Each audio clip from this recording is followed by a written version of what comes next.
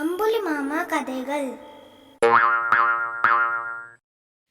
இரு தொப்பிகள். வண்டியூர் விசு தன்னோட முன்னோர் விட்டுட்டு போன 10 ஏக்கர் நிலத்தை குத்தகைக்கு விட்டு சுகமா வாழ்ந்துகிட்டு இருந்தான். அவன் செண்பகத்தை மணந்துகிட்டு ஆனந்தமா காலம் கழிக்கவும் ஆரம்பிச்சான். அவங்க அந்யோன்யமான தம்பதிகள்.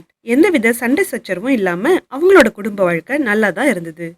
இப்படியே 5 வருஷங்கள் போச்சு. அவங்களோட வீட்டுக்கு அடுத்த வீட்டுக்கு அகிலாண்டம்ங்கிறவ குடி வந்தா. அவளுக்கு விசுவும் செண்பகமும் சண்டையே இல்லாம வாழ்றத பார்த்து பொறாம வந்தது. ஏன்னா அவ தன்னோட கணவன் கிட்ட எதுக்கு எடுத்தாலும் சண்டை போடுவா. அவளோட கணவனும் அவளோட வாய்க்கு பயந்து அடங்கிதான் நடந்து வந்தான். அகிலாண்டம் விசுவுக்கும் செண்பகத்துக்கும் எப்படி சண்டை மூட்டுறதுன்னு யோசிச்சா. முடிவுல அவ செண்பகத்துக்கிட்ட அவளோட கணவனை பத்தி எப்போதும் குறை சொல்லிக்கிட்டே இருந்தா. செண்பகம், உன்னோட கணவன் அலைஞ்சு தெரிஞ்சு வேலை செஞ்சா இன்னமும் 4 காசு சம்பாதிக்கலாமே. உனக்கு நிறைய தங்க நகைகளும் பட்டு புடவைகளும் வாங்கி கொடுக்கலாமே. 2 வீடுகள் கூட வாங்கி போடலாமேன்னு அடிக்கடி செண்பகத்துக்கிட்ட சொல்லிட்டு வந்தா. கரைப்பார் கரைச்சா கல்லும் கரையுங்கிறது மாதிரி மெதுவா செண்பகத்துக்கும் தன்னோட கணவன் மேல மதிப்பு குறைய ஆரம்பிச்சது. அகிலாண்ட சொல்றது சரிதானே. விசு சாப்பிட்டுட்டு படுத்து குரட்டை விட்டு தானே தூங்குறான். 4 இடங்களுக்கு போய் வியாபாரம் செஞ்சா நிறைய பணம் கிடைக்குமேன்னு நினைச்சா. ஒரு நாள் இரவு விசு படுத்து குரட்டை விட்டு தூங்கிக்கிட்டு இருந்தான். அப்போ அவனை எழுப்பி, உங்க குரட்டை சத்தத்தினால என்னால தூங்கவே முடியல, நான் வீட்டை விட்டு எங்கேயாவது போறேன்னு சொன்னான். விசுவோ, இந்த நடுராத்திரியில பெண்ணாகிய நீ எங்க போவ, நானே போறேன்னு சொல்லிட்டு வீட்டை விட்டு வெளியில போனான். அன்னைக்கு அமாவாசை. அந்த கும்மிருட்டுல தான் கால் போன திக்குல போனான். அவன் அந்த ஊருக்கு வெளியில உள்ள காட்டுல தான் இருந்தான். கொஞ்ச தூரத்துல ஒரு மரத்தடியே ஒரு விளக்கும் அதை சுத்தி 4 உருவங்களும் இருக்கிறத அவன் பார்த்து அந்த மரத்தை நோக்கி போனான். அவன் அந்த மரத்தை அடைஞ்சப்பதான் அந்த 4 உருவங்களும் 4 பிசாசுகள்னு தெரிஞ்சுக்கிட்டான். அவன் சட்டுன்னு அந்த மரத்தோட பின்னால படுத்து அதுங்கெல்லாம் என்ன பேசுதுன்னு கேட்டான். அந்த பிசாசுகளோட தலைமை பிசாசு, இன்னைக்கு நம்ம எல்லோரையும் சிரிக்க வைக்கிறவனுக்கு ஒரு அற்புத பரிசு கொடுப்பேன்னு சொன்னது. உடனே ஒரு பிசாசு தான் மற்றவங்களை சிரிக்க வைக்கிறதா சொல்லி கீச்சு குரல்ல உறக்க பாடுனது. இன்னொரு பிசாசு பாடிக்கிட்டே ஒத்த காலால ஆடுனது. வேறொரு பிசாசோ சிரிப்பு மூட்டுற கதை ஒன்று சொன்னது. இதுக்கெல்லாம் எந்த பிசாசும் சிரிக்கல. இதையெல்லாம் மரத்துக்கு பின்னாடி படுத்திருந்த விசு கேட்டுட்டே கண்மூடி தூங்கிட்டான். மறு நிமிஷமே அவன் மெய் மறந்து தூங்கி சத்தமா கொரட்டை விட ஆரம்பிச்சான். அந்த கொரட்டை சத்தத்தை கேட்டு 4 பிசாசுகளும் விழுந்து விழுந்து சிரிச்சுது. அது சத்தம் வந்த திசை நோக்கி பார்த்தது. அங்க படுத்திருந்த விசுவை பார்த்து சத்தம் இல்லாம அவன் பக்கத்துல போய் நின்னுது. விசு குரட்டை விடுறப்போ அவனோட தொந்தி உயர்வதும் தாழ்வதும் அவனோட மீசை துடிக்கிறதும் பார்த்து அதுங்கெல்லாம் சிரிச்சுது. அந்த சிரிப்பால விசுவோட தூக்கம் கலைஞ்சுது. அவன் கண்வெளிச்சு பார்த்தப்போ தலைமை பிசாசு அவன்கிட்ட, நாங்க ஒவ்வொரு அமாவாசை அன்னைக்கும் இங்க வேடிக்கையா பேசி பொழுத கழிக்கிறது வழக்கம். இந்த முறை எங்களை சிரிக்க வைக்கிறவனுக்கு ஒரு பரிசு தரதா சொல்லியிருந்தேன். நீ எங்களை சிரிக்க வச்சுட்ட, அதனால அந்த பரிசு உனக்கு தானே சொல்லி அவன் தலையில ஒரு தொப்பிய மாட்டினது. மறு நிமிஷமே அந்த 4 பிசாசுகளும் மறைஞ்சு போச்சு. விசுவுக்கு அதோட நடத்தை விசித்திரமா தோணுச்சு. அது கொடுத்த தொப்பி ஒரு பரிசான்னு நினைச்சு ஆச்சரியப்பட்டான். பிறகு அவன் தன்னோட வீட்டை நோக்கி வந்தான். அப்போ நல்லா விடிஞ்சிட்டு செண்பகம் வாசல்ல கோலம் போட்டுக்கிட்டு இருந்தா. அவ தன்னோட கணவனை பார்த்தோன்னு முன்தினம் இரவுல தான் பேசுனதுக்கு மன்னிப்பு கேட்க நினைச்சா. அப்போ விசு, நீ என்கிட்ட மன்னிப்பா கேட்க நினைக்கிற? கணவன் மனைவி ஒருத்தர் இன்னொருத்தவங்க கிட்ட மன்னிப்பு கேட்கறது சரியில்லை. குடும்பம்னா இப்படித்தான் இருக்கும், அதையெல்லாம் விட்டு தள்ளுன்னு சொன்னான். அதை கேட்ட செண்பகம், நான் வாய் திறந்து ஒரு வார்த்தை கூட சொல்லலையே, நான் நினைச்சது உங்களுக்கு எப்படி தெரிஞ்சதுன்னு கேட்டா. விசுவும், ஆமா, எனக்கு எப்படி நீ உன் மனசுல நினைச்சது தெரிஞ்சதுன்னு ஆச்சரியப்பட்டுக்கிட்டு இருக்கேன்னு சொன்னான். அப்போ அவனை கூர்ந்து கவனிச்ச செண்பகம், அது என்ன தலையில ஒரு கருப்பு தொப்பின்னு கேட்டோன்னு விசுவும் அதை கையில எடுத்து பார்த்தான். அப்போ செண்பகம் மனசுல நினைக்கிறது அவனுக்கு தெரியல. அப்போதான் அவனுக்கு அந்த தொப்பியோட சக்தி என்னன்னு தெரிஞ்சுது. அவன் காட்டுல நடந்ததையெல்லாம் செண்பகத்துக்கிட்ட சொன்னான். அவளும் கொஞ்சம் யோசிச்சுட்டு, இந்த சக்தி வாய்ந்த தொப்பியால நமக்கு எந்த வித பயனும் இல்லை. இதை நம்ம நாட்டு மன்னருக்கு கொடுத்தா அவர் இதை வச்சு தன்னோட நண்பர் யார் எதிரி யாருன்னு உடனே கண்டுபிடிச்சிருவாரு. இதனால நாட்டுக்கு நன்மை ஏற்படும்.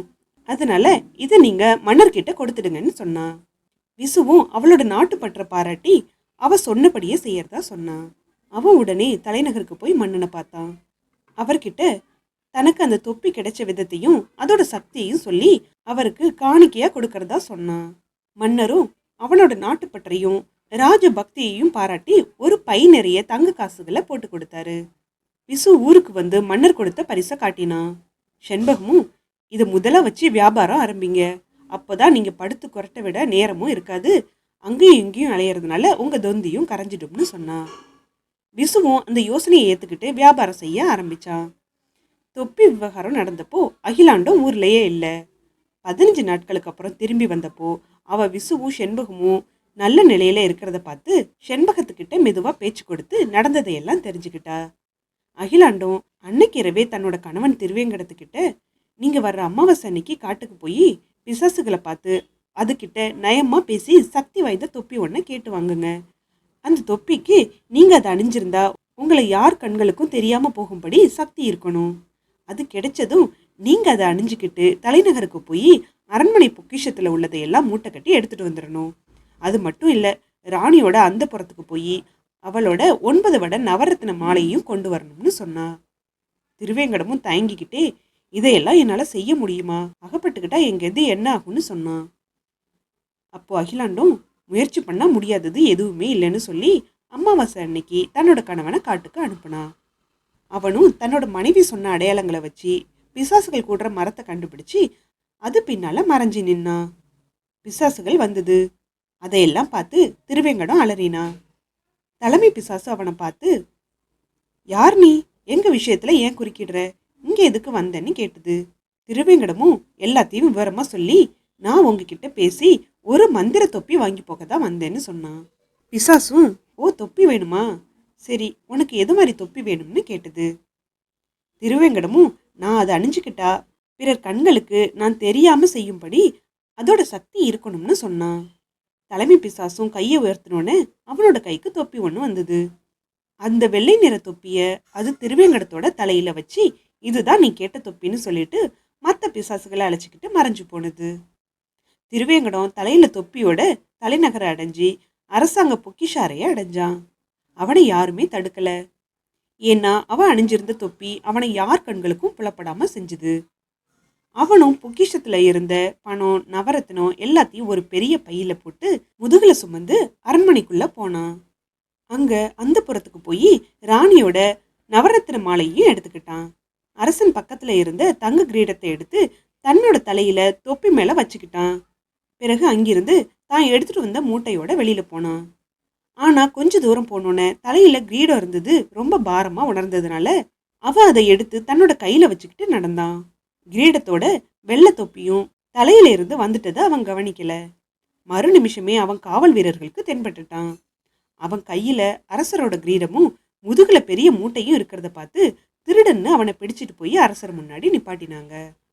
திருவேங்கடமும் திரு திருன்னு முழிச்சு விசாரணையில ஏதேதோ உளறினான். அவனை இப்படி செய்ய தூண்டினது அவனோட மனைவி அகிலாண்டந்தான்னு தெரிஞ்சு போனது. அரசர் உடனே விசு கொடுத்த தொப்பியை அணிஞ்சுக்கிட்டு திருவேங்கடம் மனசுக்குள்ள அகிலாண்டத்தை திருட்டுறதை தெரிஞ்சுக்கிட்டாரு. உடனே கட்டளைப்படி வீரர்கள் வண்டியூருக்கு போய் அகிலாண்டத்தை பிடிச்சிட்டு வந்தாங்க. அவளும் தன்னோட பேராசையால தான் அப்படி தன்னோட கணவனை செய்ய சொன்னதா ஒத்துக்கிட்டா. நாட்டுக்கும் அரசருக்கும் கெடுதல் செஞ்ச குற்றத்துக்காக 2 பேரையும் நாடு கடத்திட்டான். இதை கேட்ட செண்பகம், அந்த அகிலாண்டத்தோட பேச்சு கேட்டு என்னோட மனசு தடுமாறினது, நல்ல வேலை பிசாசுகள் நம்மளை காப்பாத்தினது, இனிமே அகிலாண்டத்தோட தொணத்தொணப்பு இல்ல, சொல்வார் பேச்சை நம்பி இனி நான் மோசம் போக மாட்டேன்னு சொன்னோன்னு விசுவும் மகிழ்ந்து போனான்.